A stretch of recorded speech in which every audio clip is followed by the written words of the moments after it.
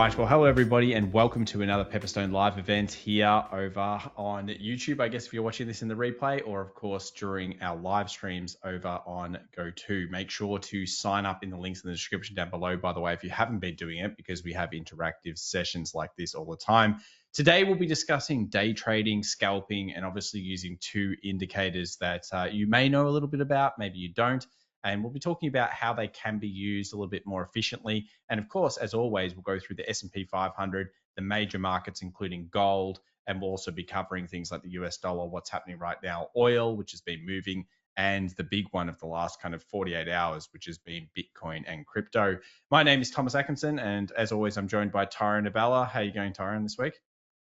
Hi, everyone. Yeah, good, thank you. Yeah, look, we're starting to get very close to that election now, Tom. So I think the markets are starting to get themselves ready, and I'm looking forward to applying, two pretty important indicators to actually what we're looking at today in today's markets. Very important indicators. So looking forward to getting deep and nasty with them. Well, let's begin by actually just discussing the Bollinger Band indicator, Ty. Do you want to talk about why people like it, what it actually really is, and how we can configure it a few different ways? Yeah, sure. So the Bollinger Band indicator is actually a really interesting indicator that really adapts itself to price. And the 20 moving average is one of those things that it bases itself on in the first instance. So really, as a default setting on nearly every platform that you'll ever log into, the 20 moving average is going to be your center line of your Bollinger Band. And it represents the two outer lines, the upper and the lower band, represent two standard deviations of where price actually is. So for the most part, you'll find when you apply a Bollinger Band, like you can see on the screen here, you basically probably 98% of all price is going to be contained inside those two bands, because it represents every price action of two standard deviations away from the median, which is the 20 moving average. Now, I think one thing people need to be aware of, Tom, and we say it all the time because it's important, is if you've got a Bollinger Band on as a standard setting, your 20 moving average may disappear, okay? Because it generally does get covered up by the middle line of the Bollinger Band. It's not that it's gone, it's just that it is a 20 moving average. So just keep that in mind when you are if you're applying the Bollinger Band for the first time. The settings that you can change on it, just a very quick description. You can change the standard deviations to adjust the upper and lower bands. Now, you can make them a 1 standard deviation, a 3 standard deviation, or 1.5. You can really change it. Now, the reason that you would change it is to actually capture very volatile markets. So if you've got a very volatile market that is being very, very reactionary, and this could be like a speculative stock or a fast moving currency pair, you can adjust the standard deviations to capture more of price, because what you'll find is that sometimes the two standard deviations don't hold enough of price in, and you get a lot of breakouts above and below the two upper and lower bands. So if they're doing that too often, you'll find that the Bollinger Band is not going to be actually as useful, is it, Tom, to what you're trying to achieve. So what you really want is the standard deviation for that particular chart that it encapsulates most of the price action, because we want to be able to trade a break of the upper band and the lower band without having too many false breakouts. So really, two standard deviations covers nearly every market we find. There's not really a lot of markets that we would even look at that you need to change it. But if you do identify a market, or a time frame for that matter, that is spending too much time outside the Bollinger Bands, you can adjust the standard deviation to suit, so you can actually make use of the Bollinger Band in its finest form, which is when you're getting a potential extension of price past the upper or below the lower band. So here we've got an example of the Bollinger Band set to 2 standard deviations. And this is, of course, the default setting you generally get with most of Pepperstone's platforms, whether it be MetaTrader 4, 5, or TradingView, of course, attached, or even CTrader. It's pretty much the consistent one that you'll also see in banks. So whenever banks discuss Bollinger Bands in their reports and their daily kind of levels, they'll generally use a 2, maybe a 3 standard deviation is possible for those more extreme cases. So this week, the reason that Bollinger is actually a pretty good one to bring up is we saw a very large move on Monday this week, which has since been reversed over the last 24 hours. And that was pushing the extreme levels of the Bollinger. And what I thought we'd do here on the S&P 500, you could do this on any currency or anything, is go through and have a look at some of the times that Bollinger breaches out. So obviously there's this nice movement touching the tops of the Bollinger, And then what you're looking for a lot of the time is these extreme large candles that close above. So you'll notice that when that does happen on the S&P 500, such as over here, it can cause kind of like a pause in markets. Sometimes markets will breach it and of course keep going, but often it's a pausing level. It's a level where you can say, well, maybe I don't want to trade the Bollinger, but what I want to do is I want to understand that this is now probably pushing that more extreme level. Could be a take profit level, could also be where I start to look for potential resistance and maybe a little short if I'm a scalper or a day trader. And this is why it's significant. If you go through history, you'll notice that whenever you do, as long as it all comes down to context, of course, and I want to talk about that in a moment.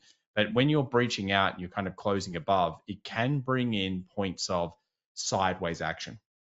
Now, of course, if you're getting a Bollinger breach after a really large coil, that's not necessarily a great time for you to be trading a resistance on the Bollinger as it's high. So the first hot tip of today, and we're going to go through a few good tips in terms of using Bollinger and Anchored VWAP, is that when you're using Bollinger, if you have the market left-hand side, remember we always say look at the left-hand side. If the left-hand side structure is coiling and then it breaks out, so let's say it's a channel breakout or structure breakout or demand or supply breakout, whatever you want to call it, when that occurs, even it's going to generally push the upper boundaries of a Bollinger, isn't it, Ty? Because the Bollinger is based on the 20 moving average. In this case, it's going to be flatlining, isn't it? So that's going to condense those Bollingers. Absolutely. And this can be seen as an extreme move that then opens up the idea of a significant rally or decline. Absolutely, it will. Yep. Yeah. Very so important. whenever something's been coiling for a while, don't usually go against the Bollinger. Would be the kind of way I would look at it. But once it's been rallying for a long time, if it does have one of those last extreme pushes and you have other signals there, then that can be a sign of just, pump the brakes, caution. Let's look at this in a little bit more uniformity. There we go. We've got Ty joining us. Fantastic. Finally got it right, yes. Yeah. Small technical glitch, but we're through it now. So US 500 obviously did see this Bollinger breach. You'll notice that when you go back through history, specifically on a daily, it's pretty accurate in terms of showing those extreme kind of moves on the low end. When you line this up with support resistance, supply demand tie, it's one of those confluence techniques, isn't it? Maybe it only gives you 2 or 5% edge, but once you start to stack other edges together, we find Bollinger is a good separated indicator, isn't it, from what most people use, which is sometimes too many indicators that tell you the same thing. Absolutely, and I think that's probably the key there, Tom. When people use indicators that are really only telling you the same thing, just in a different way, you can apply as many indicators as you want. It's not really helping you. You want different volatility, different momentum indicators.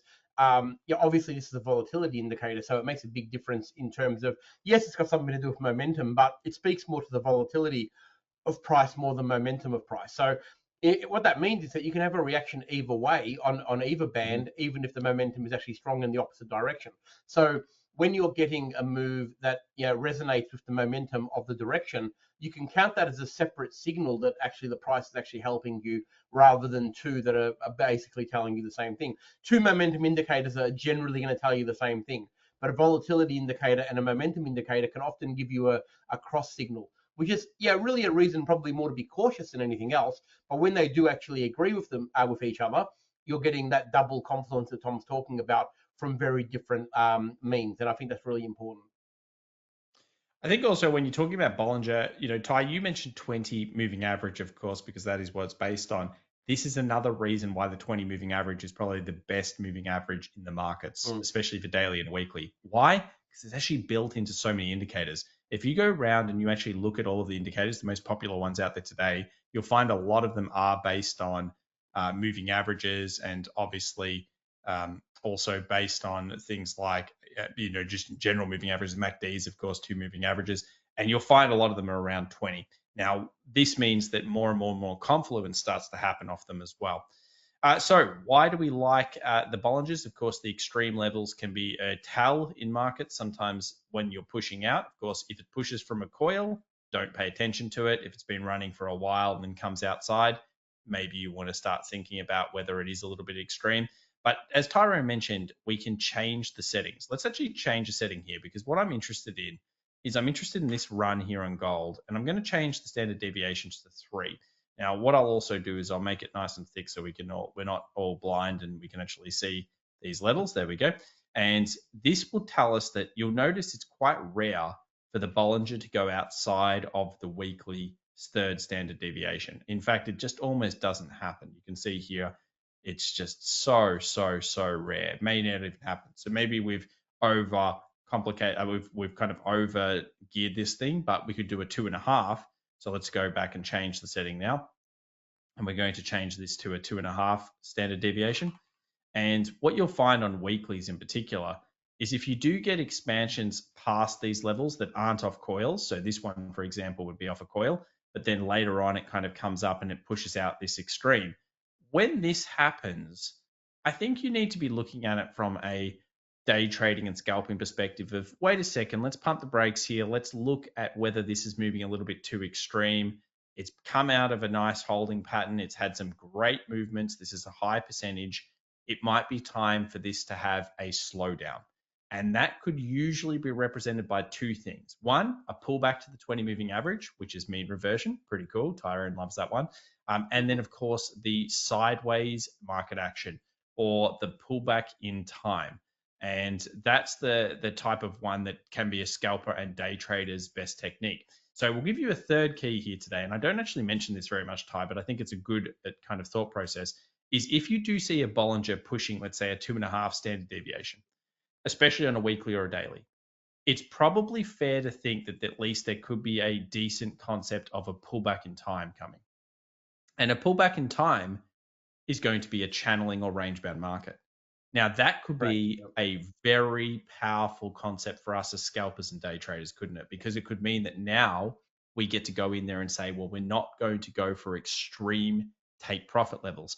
We did a seminar recently, and by the way, anyone from Sydney, make sure to sign up for our October 30th event if you're around and you want to do it, the FX Evolution one with Pepperstone. And yeah, basically speaking, it's totally free to attend it as well. But if you know this pullback in time, then effectively you can then make sure you set all of those indicators. And this is so powerful on these markets to be able to do that. And most people say entry is not the hard point, Ty. It's the take profit and the stop loss. Would anyone out there that's watching right now, even if you're watching this in replay, put it in the comments down below. Has anyone struggled with the take profit and the stop loss more than just pressing the buy or the sell button? I'll put my hand up. Entering is the easy part. Buying a position is so easy. It's the exit that plays with your mindset, and having these clues as to what potentially the market could be doing next really gives you a lot of advantages, especially in take profit.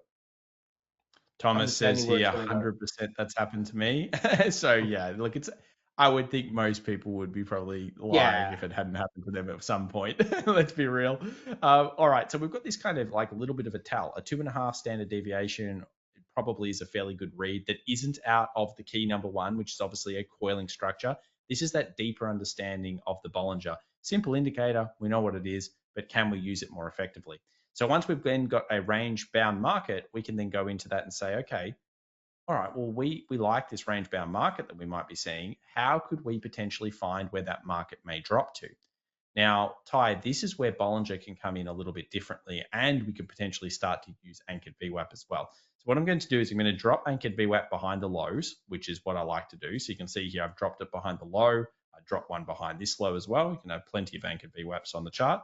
And this is usually a tool, I think, that's with Pepperstone and the TradingView platform. So I'm not sure if it's in some of the others, but it probably will be. And what you'll notice is that once we've kind of figured out that maybe the Bollinger is a little bit hot here, what could we be looking at as day traders and scalpers is maybe a pullback to a level such as the Anchored VWAP. And you'll notice here the Anchored VWAP is a great technique to be able to see here. Now, this is all on weekly. I understand you're thinking, well, I'm scalping, man. Well, sure, but it gets a little bit better than this. So let's go over to that particular period in time. I'll actually just need to vertical it so I can tell you where it is. So we were looking at it around in here. So let's just kind of put a vertical line so we can go back to this. This is back in April, but it really wouldn't matter when it is. We're actually doing this on the fly so you guys can see how you can apply it. And I knew the Anchored VWAP would be there. There was a good chance on one of those two because it's very common. And that's the good thing about it. So here we have a 2-hour chart, and you'll notice that, of course, the anchored VWAP gets tagged. Now, what also happens on our 2.5 standard deviation at this point is we push the 2.5 standard deviation, don't we, Ty? So we actually push not only a lower low, but we also push outside of that extreme. We don't close below the extreme, but what does that candle look like to you? What's that probably going to be around? What kind of event? Well, it's around support for starters, but it could it could be a market open. It's a little bit small on my screen, sorry, but there's definitely volume being kicking in here, so you can yeah, absolutely. Right. Yeah, it's probably news, probably a market open, as you said. And the key point here is volume has kicked in. And a lot of you guys like to trade opens, and rightfully so. It's exciting. It's the best time to often trade pre-market. If you're ever going to look at opens, we used to always say, Ty, around half an hour before to around 2 hours into the session was one of the best times to trade for scalpers and day traders. So we see this push that hits into our anchored VWAP, which again, we've used a weekly to analyze, and you might think that's insane, but this is partially patience to be able to replicate quality positions. And remember, if you got this right, let's say you were to able to buy this on the scalp, we could leave a runner, couldn't we, Tyrone? And that runner might be able to go all the way back to the highs, because we know that the Bollinger, there's a good chance there's a pullback in time based on the 2.5 standard deviation rule. So we've pushed out, we've found the anchored VWAP, we've come back in, we've made a higher high. Could this be a good point for us to potentially say, okay, well, I'm going to buy a position, I'm going to take profit up here. It could be a 3-to-1 trade. And it's not that difficult, but you're using a very good replication technique of applying anchored VWAP and Bollinger in a different way than most people do. Very, very important to understand that when you do get crossover like that, that you're getting a signal that something could be happening. And look, yeah, we could probably point out another 5 things as to why that would be a good buy level. But these two in particular, help validate themselves for very different reasons. I think that's what we're trying to point out here. That when you can isolate 2 indicators that can give you the same signal but for different reasons, it makes them so much more powerful. Yeah, and it's all about isolating multiple indicators. So here we'll use anchored VWAP again. All I've done is I've put it, we're in an upward trend. We've put a anchored VWAP behind the last low in terms of the swing low, which is one of the favorite things that I like to do. And I usually would do again the same thing. So I would push it behind here. I would put one behind the lower low over here to see what's happening, see if we get it in. And I'd probably do every single one of these just so I know the key levels on a higher time frame. This is the daily in this case. And why I would do that is because to me as a scalper or day trader, what actually matters on the smaller time frames is the larger, higher time frames. Because what I know that I made a mistake on, and that most people I've trained, and also most people Tyrone have trained, they get pigeonholed into one thing.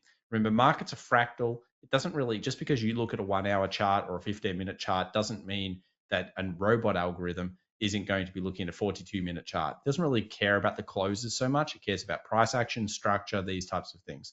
So you've got to be market adaptive. You've got to think outside of the general thought process. Dailies and weeklies do matter because, of course, we know that big funds manage their risk that way.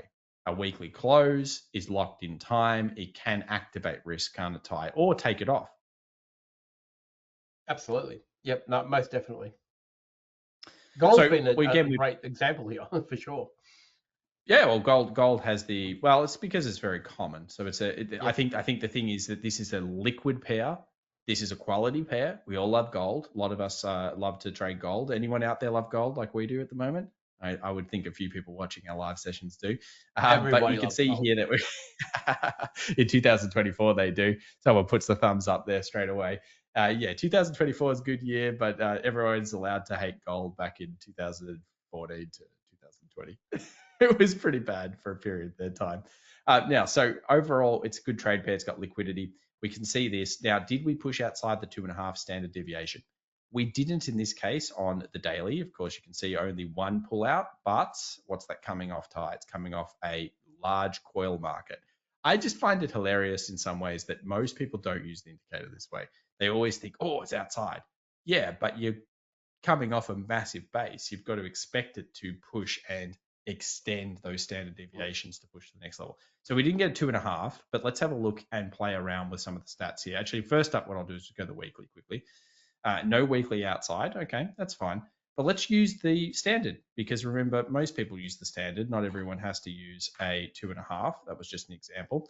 And what you'll suddenly notice is we have a breakout. Okay, that's coming off a sideways. We have a breakout. Okay, that's coming off a sideways. And then what do we see up here, Ty? A secondary breakout. After it's already kind of broken through this initial kind of thing and it's been on a rampage, and that's no small amount. I mean, that's a significant point. Remember, at this time, I want to ask Phil, do you actually want to trade? Well, no, I'm not saying go short the market and say, oh my goodness, look, gold's over. I'm just saying be aware of this situation and start to build a concept. And then what you can do is you can say, well, what would be the better trade? The market is ballistic up here. If it does pull back, is it better for me to short like a normal retail trader would, or is it better for me to long? Now, don't answer this question, Ty. Let's get the question answered from the chat. What do you think, guys? Is it better to say, you know what, it's out, let's get that baby shorted? Or is it better instead for us to potentially look towards the long side? What do you think? And while that happens, while that's happening and we're out waiting for answers, what I was going to say as well, I think it's a good time to actually say, is that what you also want to avoid doing is actually trying to curve fit and make the indicator say what you want it to say. I think that's very important, Tom, as well. Cool. The standard settings for indicators are there for a reason, and that's because the majority of people are seeing the same thing. So what you want to avoid, it's good to actually go through and do what we've done and add a 0.5% here and there on the standard deviation. But what you don't want to find yourself doing is actually trying to make the market show you what you want to see, Tom. I know it's a common trap, because you know what? If you change your standard deviations around enough, you will get a signal to get in. So what you want to definitely avoid, what you want to avoid is actually trying to curve fit the indicator to what you want to see, but be realistic about it, okay? Like changing it 0.5% here and there to try and get an overall view is okay, but you don't want to curve fit it. Okay, so just be careful with that. Good point, because if you curve fit, then it might work right now for 2-3 months, like a lot of indicators do. The market will change and adapt slightly and it'll die. Remember when we used to run all of these robot tests, Ty, and we'd get a thing, we'd get an algorithm run for, go. We've done every test, and we did that for so long. And the Bollinger Band was a very, very important one that we used to do. We tested every standard deviation, every breakout, how many candles broke out. And they would work extraordinarily well for particular periods. But what we found we were doing was really curve fitting for that particular market. And then, of course, it breaks down when the market changes. It's either direction or momentum, or the many things that can move a market. So we know for a fact that curve fitting doesn't work.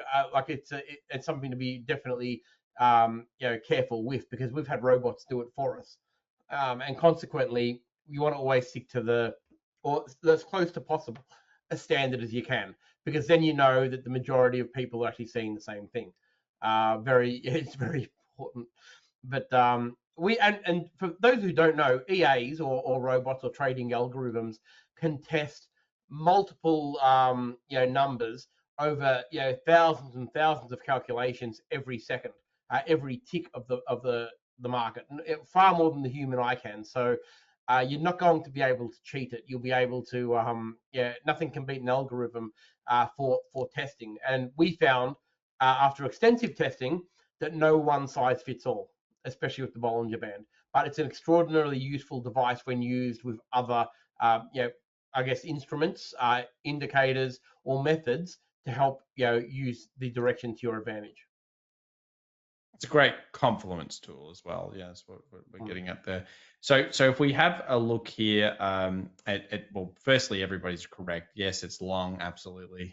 You would mostly want to go with the elastic demand with the scalp. It's more likely as well that you'll be able to potentially reach maybe 80% of the previous high as well. So whatever the pullback is, good rule of thumb, this we'll call key 4 for today, would be 80%.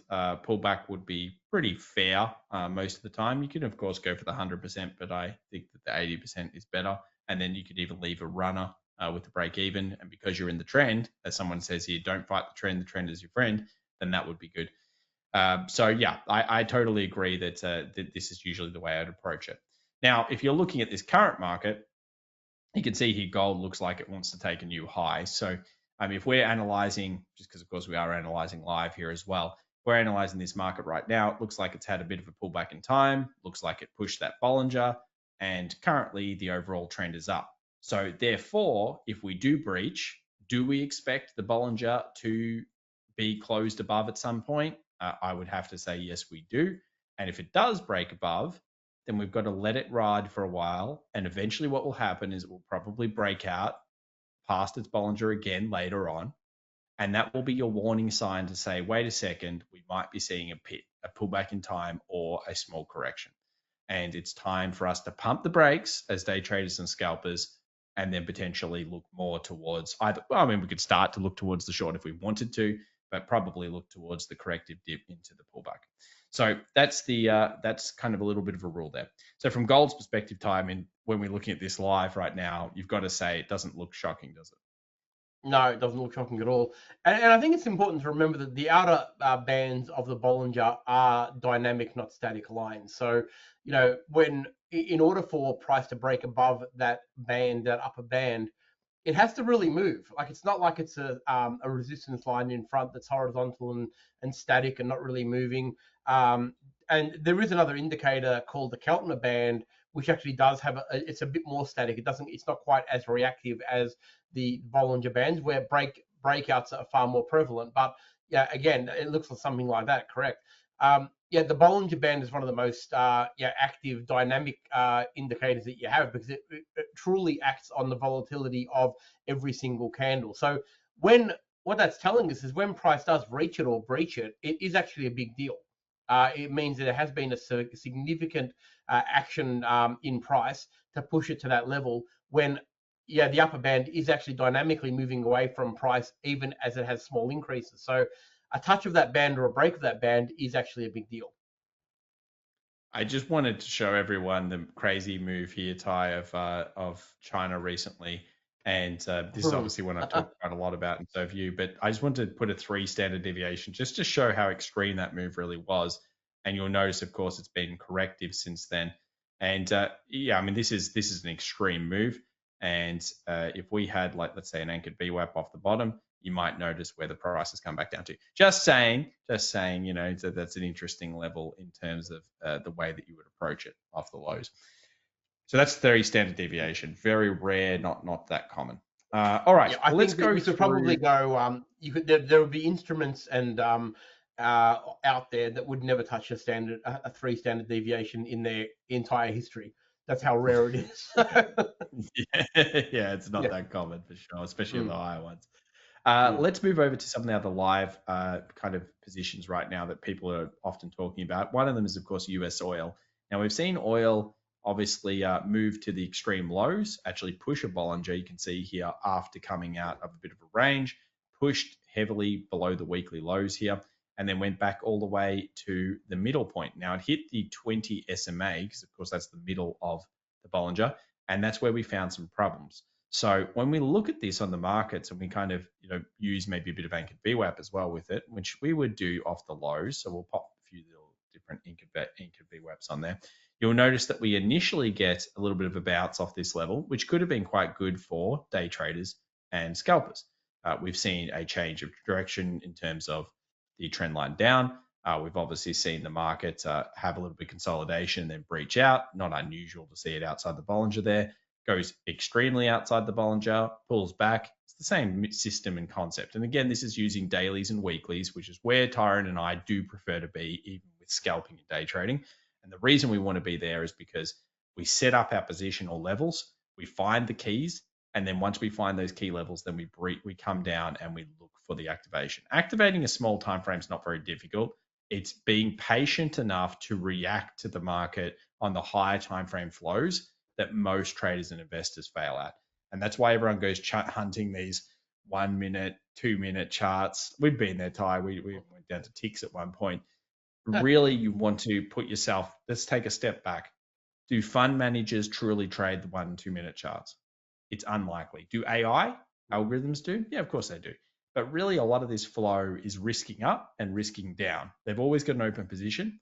So what you're looking for is you're looking for those flow changes on the higher timeframes, and then you're joining them on the smaller timeframes when you think they're going to activate their rebuy, or they're going to pump the brakes, or they're going to oversell something.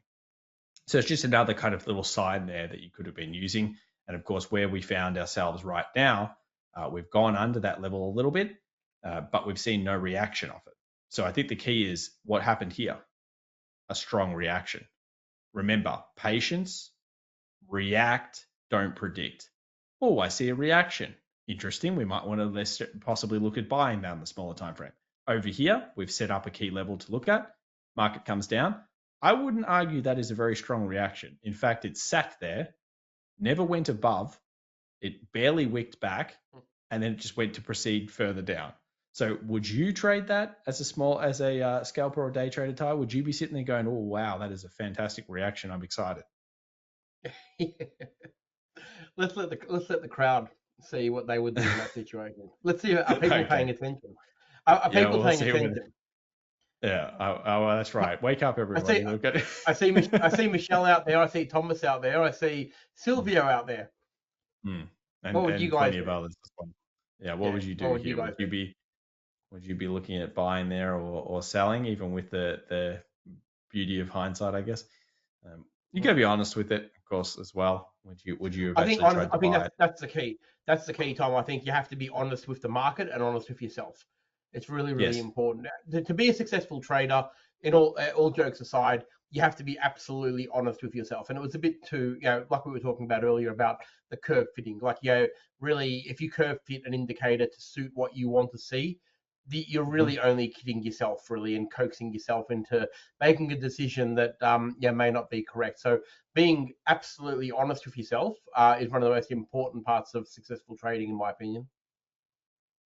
So then we come over to Bitcoin, Ty, because Bitcoin, a few people say they'd sell. A few people are saying that they would potentially look at just basically sitting back and not touch it. I absolutely agree with that one. The sell, probably I wouldn't, because I think that's an area we would expect to move towards the upside.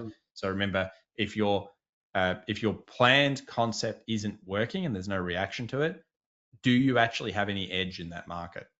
And the answer is generally going to be probably not, because it didn't do what you thought it was going to do. There wasn't a reaction. So you're probably not knowledgeable at that point in time to have statistical edge. And that goes back to Tyrone's be honest with yourself in the market sometimes.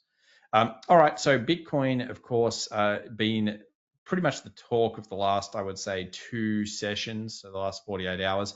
You'll see here some fairly strong action coming off. Now, I do have it on pretty good authority that somebody went super bullish here and they got absolutely trounced during this level. And then they went re-short around here and they've been squeezed out. So that's the nature of crypto right now. There's a lot of traps and tribulations for people. But in general, the price action has been quite strong. And you'll notice here that we had just a standard anchored VWAP on there that helped us to form a thesis of if we did see a pullback, then where we would get to. Now, did we see a Bollinger outside? The answer is no. We're not always going to see that, but we would have had our indicator on there. We didn't see the Bollinger pushing. We did know that the only time the Bollinger pushed is here, and that's coming off a pullback in time, which is, of course, consolidation, so we can't really call that. Now, if the Bollinger had gone, let's say the market had gone out like this, then we certainly would have been looking at that very closely from a buy perspective, because of course we would expect a kind of correction or a pullback in time. Now, at the moment, the market is trying to push the Bollinger Band. Would we actually be looking at shorting this or correcting this if it pushes outside the 2 standard deviations over the next session or 2?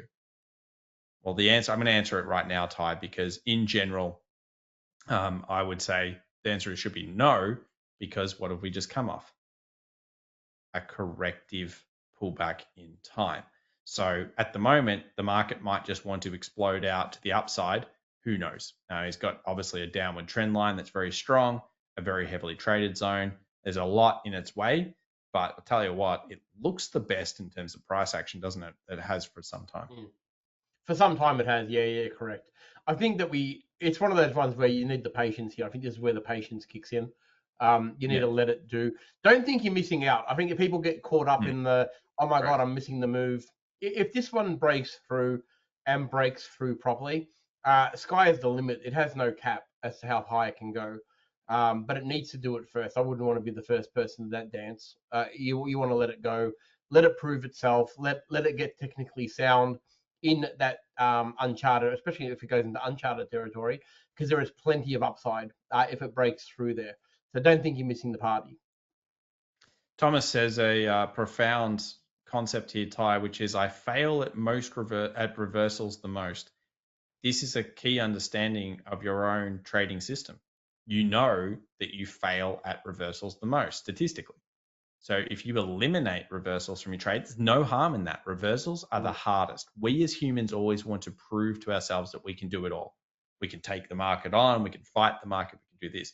If you're failing at the reversals statistically, then just leave it. This is not an ego fight in markets, in trading.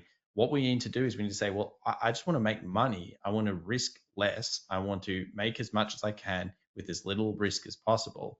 And if you found that you're making, let's say, 2 wins for every 1 loss in trading with the trend and trading with the direction, and you're going 50-50 on the reversals, unless your risk reward's really good, maybe you just don't want to do them anymore. The stress might not be worth it. And that will actually halve your trading. And then, but overall, your profits probably will go up. So it could be a profound understanding what you're talking about there, Thomas. Understanding your weakness is actually a really important thing, and working around it. You don't have to reverse the market. There's plenty of trades that you can just work with it. Mm-hmm. Many of the most successful traders you'll find actually have one method that they've mastered, and that's all they do. There are plenty. We know plenty of them. There are plenty of very good just support and resistance traders. 20 moving average pullback traders in the direction of the trend. Simple things that work very, very efficiently, but they've isolated what works very, very well for them, and they constantly hone in on that skill. And when you do that, you've arrived. You don't need to understand every single component of how the market works. You just need to understand what works for you, and just stick with that and make it work well for you, and then you really have a massive advantage. Yeah, that is, I couldn't say it better myself. So, guys, we've covered a couple of pairs here. We've obviously looked at Bollinger. In terms of our general thought process at the moment, I'll just go through a couple of interesting points. Dollar index, obviously, it's at a resistance or a supply level at the moment. Would you want to fight this trend? Probably not. If it pushes outside of the Bollinger again, let's say it goes outside, that could be a warning sign that it might be going sideways or even down again. At the moment, the trend is still intact. When we look at something like the Russell 2000, which has been one that's been sitting for a very long time, if you have a look here, it's trying to push the Bollinger. But again, what we learned in key number 1 today is if it does push outside the Bollinger, maybe it's going to keep going for a little bit because, of course, it has had a correction or a pullback in time. Notice over here what actually happened was it came out of a correction or a pullback in time and it went ballistic for so many sessions in a row that maybe it was pushing I wouldn't be surprised if that was pushing a 3rd standard deviation tie. It looks like it was. So a lot of interesting pairs out there. Why don't you, after watching this video or of course watching live, why don't you put the Bollinger on your charts, put a bit of Anchored VWAP on there and start to play around with it on the higher time frames? And that's what we'd encourage you to do this week. And then bring it in and see whether it helps you to find better levels for your scalping and day trading system. As always, Ty, I guess we would like to thank everybody for coming to this live session. Make sure to sign up in the links in the description down below so you can never miss any of these sessions. And I guess from myself and from you, Ty, as well, we wish everybody the best of weeks. Do remember as well, it's earnings season in the US. So this earnings season matters more than most, but we always say that. And one of the big ones. The thing I saw about this one, Ty, is because we're going to a US election, what I found really interesting was that single stock, so this is single stocks, are actually 2 times more volatile at the moment than the S&P in terms of implied volatility. And that is very unusual. Usually they're in lockstep, they're so disconnected. And that's telling you that the market's not really worried overall, but every stock is really on the line for earnings. So it's going to be wild, big gaps and all sorts of things going on. very interesting period. Thanks everyone so much for joining us again, and we look forward to seeing you at the same time next week. Awesome. We look forward to seeing you next week. Remember, it's Wednesday at 8 p.m. AE. Is it DT now? I think it is. So make sure to put that in your diary. And for anyone else around the world, you might just need to work out what that is in Australian time. It will change a little bit with daylight savings as we've gone through it, but I believe London will as well. All right. Catch you, everybody. You have a fantastic day. Bye for now.